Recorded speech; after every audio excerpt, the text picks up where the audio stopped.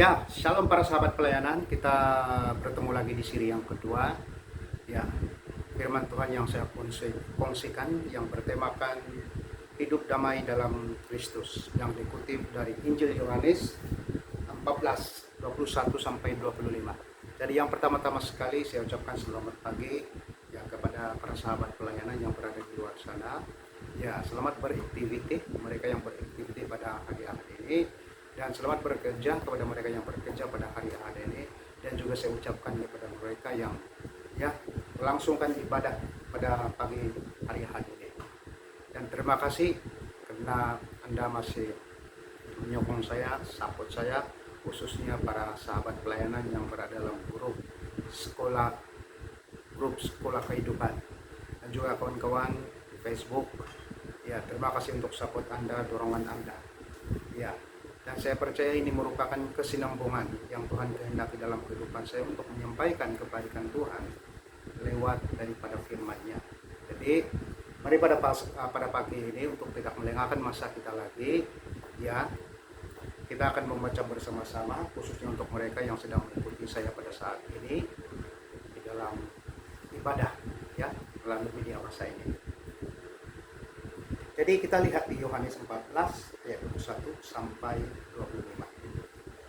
Barang siapa memegang perintahku dan melakukannya, dialah yang mengasihi aku.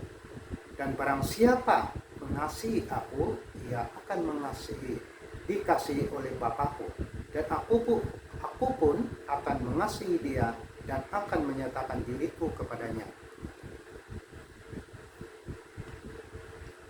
Yudas yang bukan Iskariot berkata kepadanya, Tuhan, apakah sebabnya maka engkau hendak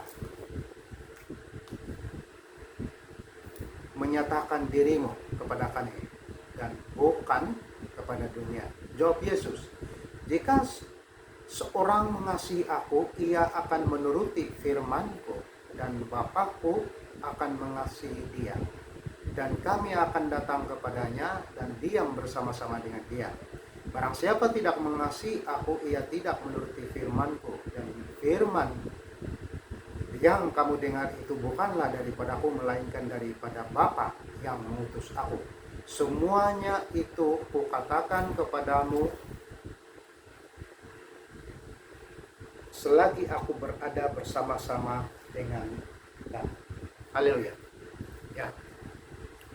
Persahabat yang saya kasih dalam Tuhan, sekali lagi tema kita seri yang kedua ini, hidup damai dalam Kristus. Nah, kita masih membicarakan perkara ini supaya kita yang mendengar firman Tuhan ini, khususnya para sahabat pelayanan yang berada di luar sana, akan diberkati dengan sebaik mungkin. Karena segala sesuatu perintah Yesus atau hukum yang Yesus telah lakukan, yang Yesus telah sampaikan dan diteladani oleh setiap kita, salah satu daripadanya adalah kasih. Nah, kasih adalah merupakan kuasa Tuhan, karena Tuhan itu adalah kasih. Dan dari kasih itu kita akan belajar satu kedamaian atau damai sejahtera. Dan sebab itulah sekali lagi saya katakan di sini, Yesus dipanggil Raja Damai, karena dialah yang telah memberi damai sejahtera kepada dunia ini, sehingga kan banyak manusia di dalam dunia ini, tak kira latar belakang mereka, bangsa atau dari mana dan sebagainya, apabila mereka mengenal Kristus, mereka memiliki damai. Karena damai ini merupakan satu kekuatan Tuhan, yang Tuhan sendiri adalah damai, dan damai itu ada di surga, dan damai itu ada pada setiap orang yang cinta damai dan mengasihi Yesus dengan sungguh-sungguh. Nah, saudara yang saya kasih dalam Tuhan, mari kita lihat di ayat yang pertama ini, yaitu ayat ke-21. Barang siapa memegang perintahku dan melakukannya, dialah yang mengasihi aku. Dan barang siapa mengasihi aku, ia akan dikasihi oleh Bapakku, dan aku pun akan mengasihi dia dan akan menyatakan diriku kepadanya. Nah, kata Yesus, sesiapa saja yang mengasihi aku, ini berarti tidak memandang bulu, latar belakang atau siapapun orang itu.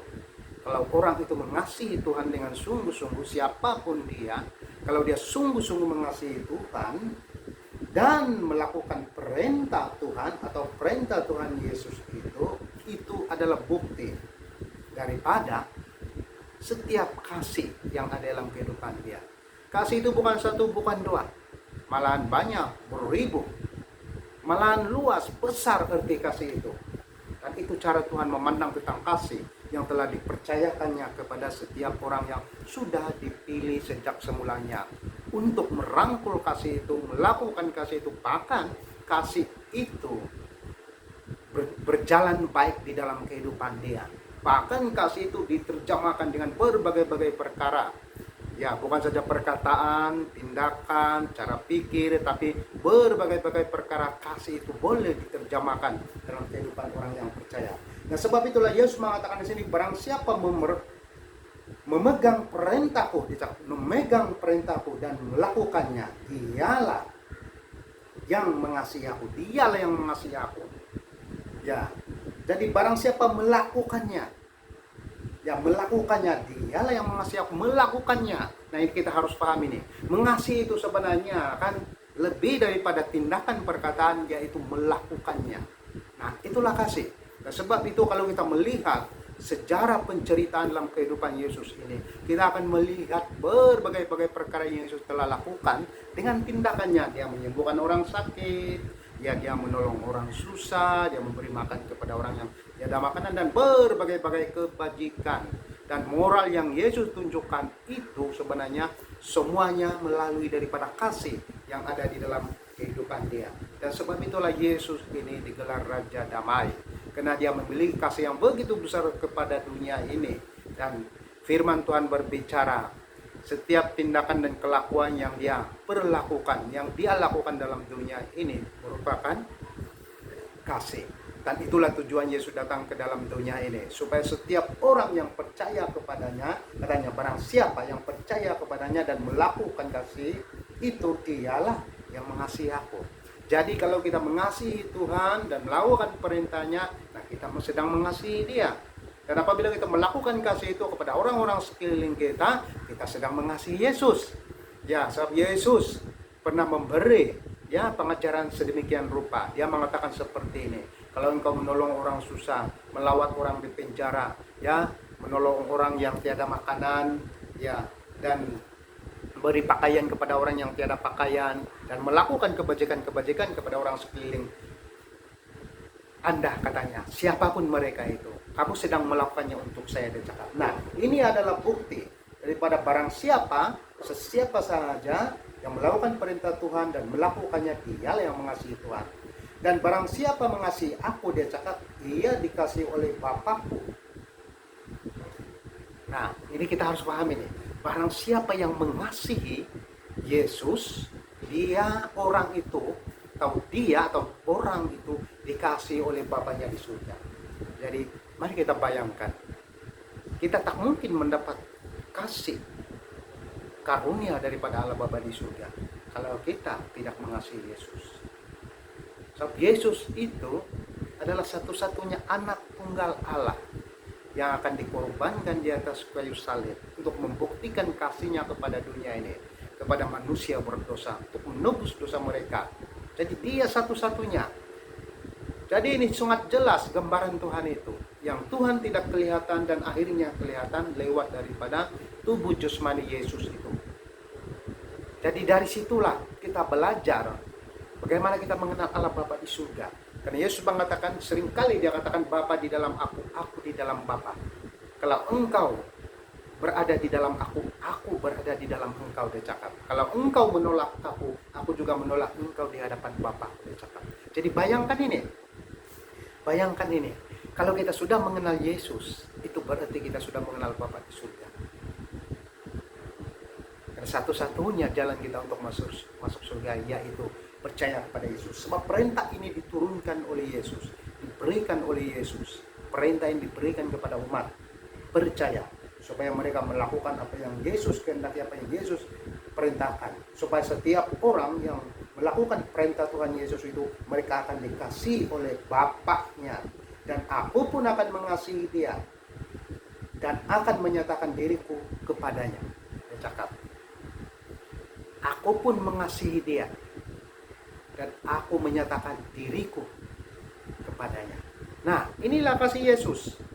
Yesus akan menyatakan dirinya kepada setiap orang yang mengasihi dia.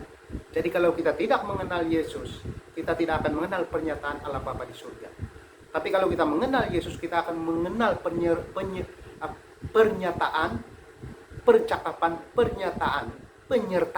Bapa di surga lewat Yesus. Nah, itu sebab pentingnya di sini. Melalui kasih itu kita akan menemukan damai di dalam Kristus. Sebab Yesus itu adalah damai, Yesus itu adalah pelaku damai, dan Yesus itu adalah pendamai dunia ini, dan Yesus itu adalah pendamai manusia dengan Tuhan. Nah, sebab itulah Tuhan jadi manusia, supaya kita mengenal siapa Tuhan kita di surga ini. Nah, saudara yang saya kasih dalam Tuhan, Yesus mengatakan di sini, dan aku pun akan mengasihi dia dan akan menyatakan diriku kepadanya. 22. Yudas yang bukan Iskariot. Jelas di sini ini Yudas bukan Iskariot yang telah menyangkal Yesus itu. Ini Yudas lain yang telah menggantikan Yudas Iskariot itu. Ini salah satu daripada murid lain yang bernama Yudas. Berkata kepadanya, Tuhan, apakah sebabnya maka engkau hendak menyatakan dirimu kepada kami dan bukan kepada dunia? Jawab Yesus, jika seorang mengasihi aku, ia akan menuruti firman-Ku, dan Bapakku akan mengasihi dia, dan kami akan datang kepadanya dan diam bersama-sama dengan dia. Jadi bayangkan, apa pertanyaan Yudas di sini nih? Yudas bertanya di sini, kenapa kamu hanya menyatakan kepada kami saja, tapi kamu tidak memberitahu kepada dunia? Bukan berkata kepadanya, Tuhan, apakah sebabnya engkau hendak menyatakan dirimu kepada kami dan bukan kepada dunia? Apakah sebabnya engkau menyatakan dirimu kepada kami tapi bukan kepada dunia? Nah, Yudas silap di sini. Mungkin Yudas mengatakan Yesus tidak menyelamatkan orang-orang di luar sana. Karena pernyataan itu, jalan keselamatan itu hanya diberitahu kepada murid. Tapi pada masa yang sama, Yesus harus menyatakan dirinya kepada murid-muridnya supaya mereka juga memberitakan kabar baik itu kepada orang di luar sana. Jadi mereka ini adalah salah satu kunci yang dipakai oleh Tuhan untuk memberitakan kabar baik itu kepada banyak orang. Nah, jadi kalau kita lihat dan menyusuri apa yang Yudas pikir di sini ini, penyelamatan itu hanya dikhususkan kepada murid saja. Hanya dikhususkan kepada bangsa Israel saja. Kalau disalah tafsir oleh orang luar di sana. Tapi karena Yesus menyatakan dengan tertib dan Yesus memberitahu kebenaran firman Tuhan ini, bahwa dia bukan menyelamatkan murid-muridnya saja, tetapi bahkan seluruh manusia di dalam dunia ini. Tuhan mengusahakan itu. Dan sebab itulah Yesus memberitahu sebenar-benarnya tentang diri dia kepada murid-muridnya. Dan di ayat ke-23 ini Yesus menyatakan, jika seorang mengasihi aku, ia akan menuruti firman-Ku, dan Bapakku akan mengasihi dia, dan kami akan datang kepadanya dan diam bersama-sama dengan dia. Ini cukup jelas. Yesus mengatakan, kalau orang itu mengasihi aku dan dia menuruti perintahku atau firmanku, dan Bapakku akan mengasihi dia, dan kami bersama-sama datang kepadanya, diam bersama-sama dengan dia. Nah, coba kita bayangkan, Tuhan Allah Bapa di surga dan Yesus secara roh diam bersama-sama di dalam kehidupan kita kalau kita mengasihi Yesus. Kalau kita menolak Yesus, itu berarti kita menolak Allah Bapa di surga. Jadi tiada jalan lain untuk masuk surga, tiada jalan lain untuk mengenal kebenaran itu. Harus menerima Yesus. Apabila menerima Yesus, Yesus mengatakan di sini, dia bersama-sama dengan Allah Bapanya diam dalam kehidupan orang itu. Nah, macam mana kita mengenal semua ini? Yesus kan sudah berada di surga, sedang duduk di sebelah kanan Allah Bapanya di surga. Kita akan mengenal lewat Roh Kudus. Nah, itulah utusan Tuhan. Semasa Yesus diangkat, Yesus menyatakan kepada para murid-muridnya bahwa ya, saya akan mengutus seorang penolong, yaitu Roh Kudus, untuk menolong setiap orang untuk mengenal Yesus. Ya, sebab kita tidak hidup sezaman dengan Yesus lagi. 2000 tahun yang lampau, yang lebih akrab dan mengenal Yesus itu pun hanya beberapa murid saja dan bukan semuanya. Sebab itulah banyaknya perdebatan dalam Alkitab, pertanyaan dalam Alkitab ini oleh para muridnya sendiri. Nah, sebab itulah kata Yesus, hanya Roh Kudus saja yang dapat membantu setiap orang supaya mengenal Yesus, siapa Yesus dan siapa Allah Bapa itu. Nah, apa yang kita ketahui di dalam ayat ini, bahwa Yesus sudah menjawab pertanyaan daripada Yudas tadi. Yudas berpikir bahwa keselamatan dikhususkan kepada orang Israel atau para murid saja.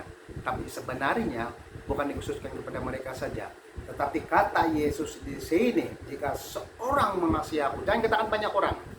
Seorang saja mengasihi dia, apatah lagi banyak orang. Ya, mengasihi dan menuruti perintah dia, maka dia dan Bapaknya akan tinggal dalam kehidupan orang itu. Dan orang itu akan mengenal kebenaran.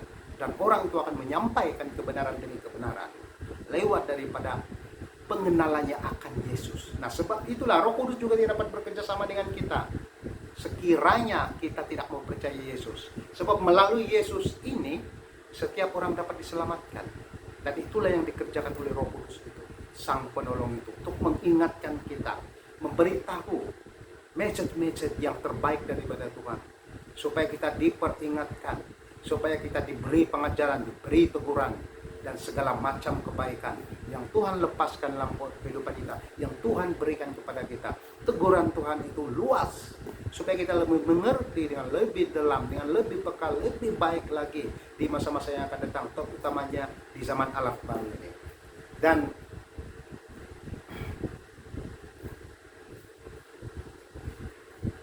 ayat 24.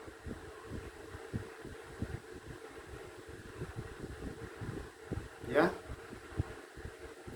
Ayat 24 di sini.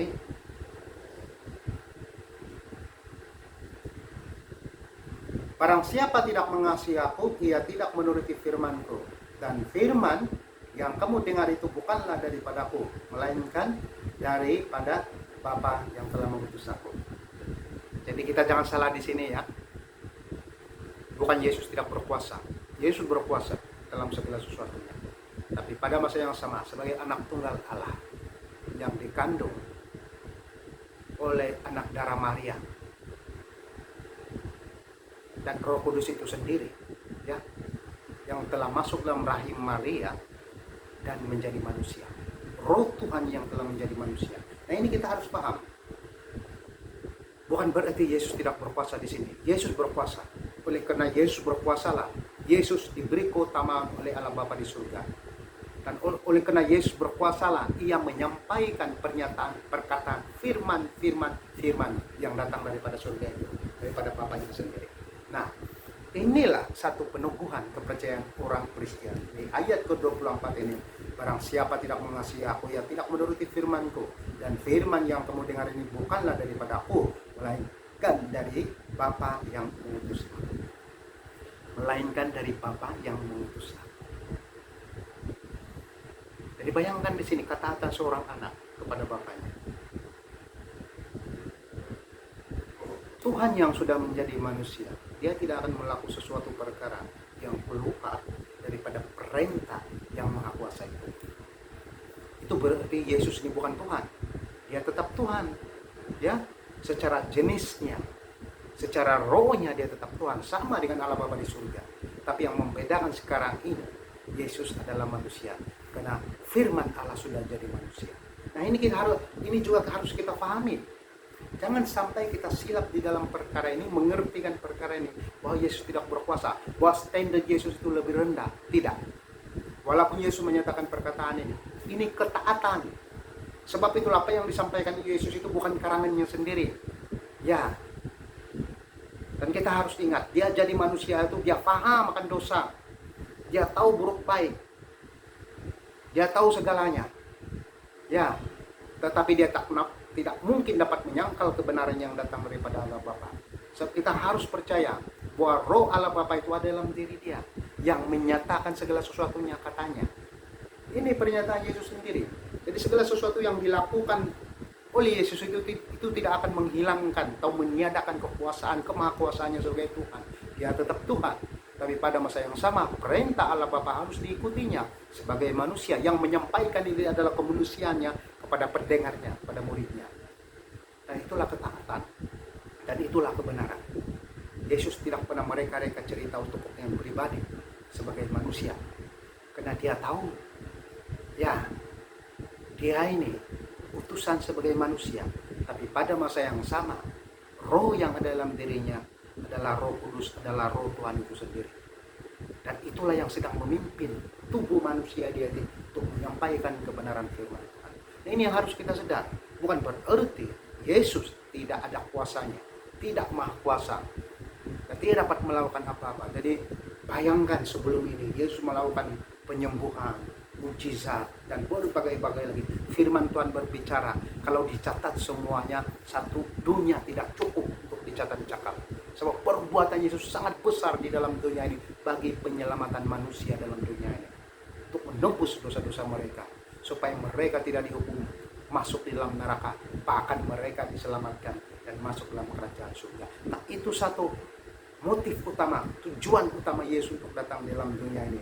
Dan sebab itulah Yesus mengatakan di sini, segala sesuatu perintah itu, ya, bukanlah keinginan, tapi Bapa yang memberitahu kepada aku lewat alam roh, lewat roh di dalam yang tidak kelihatan itu.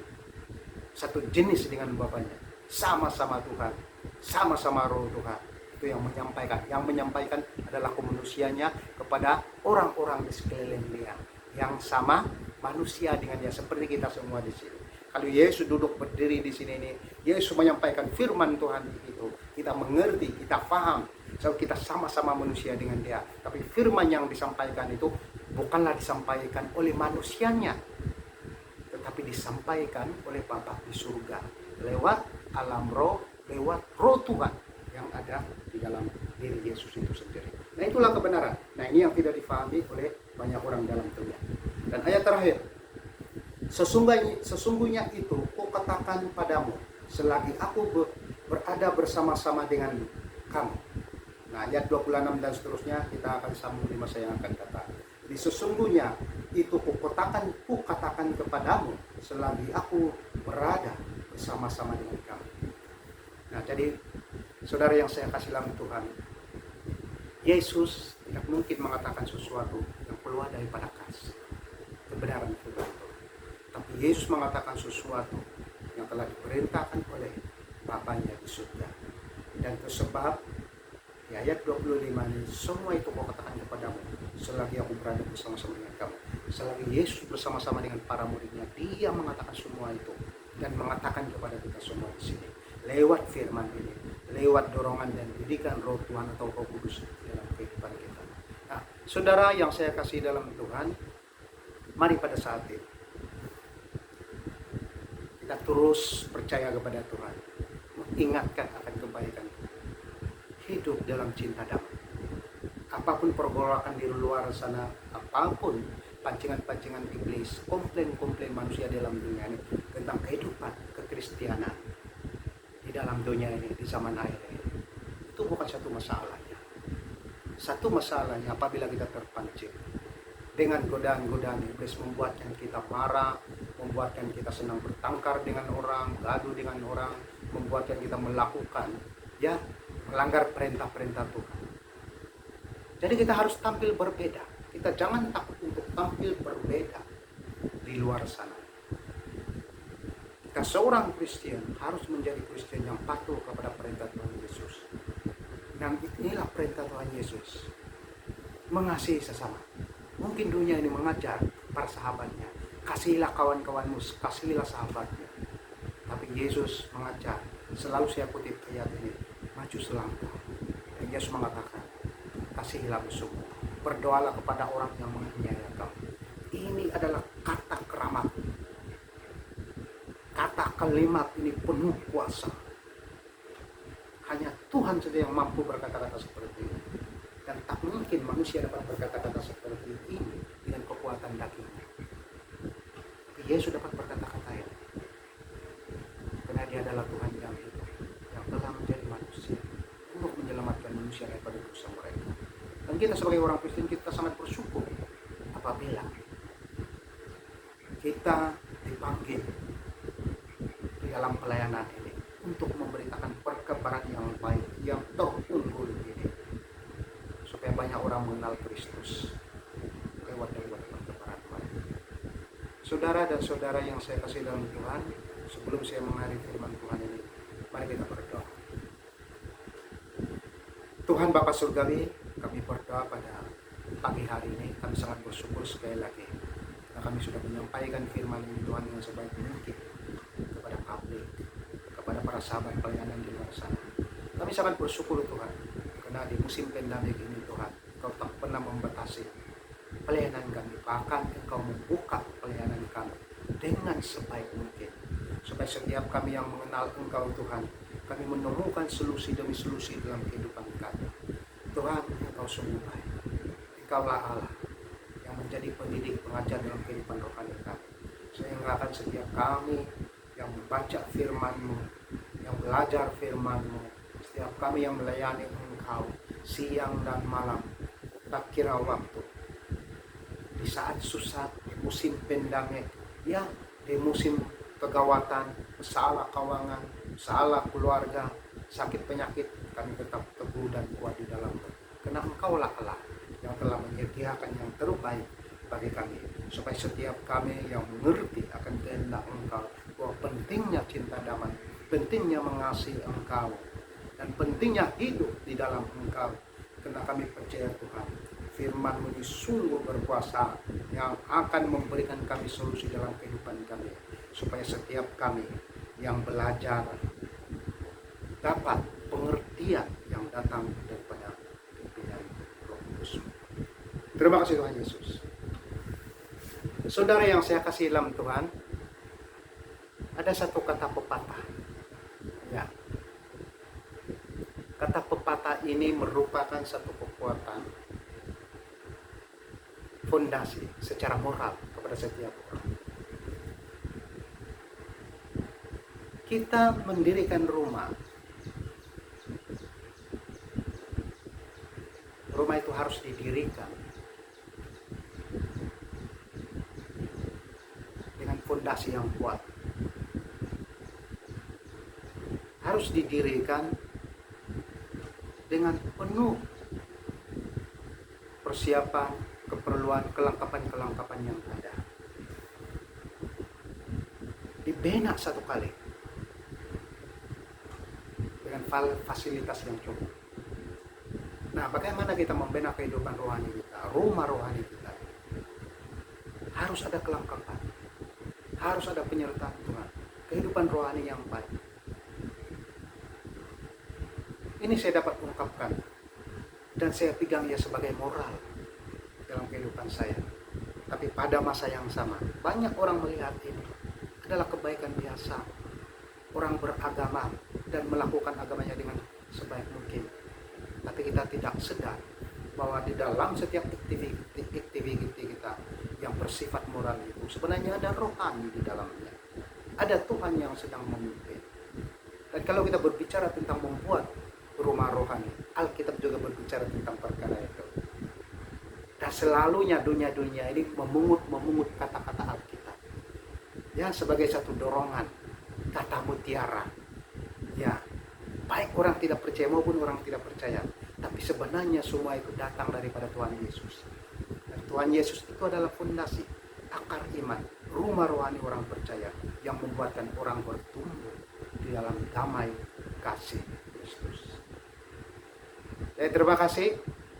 Ya, semoga perkongsian ini bermanfaat, memberi dorongan kepada kita semua, memberi kekuatan kepada kita semua untuk terus bertumbuh dan hidup benar di dalam kebenaran firman Tuhan yang Yesus percayakan kepada kita semua.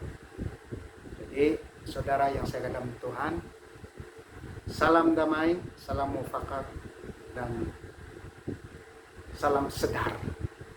Marilah kita berjuang bersama-sama dalam kehidupan orang Kristen, orang percaya yang benar di hadapan Tuhan.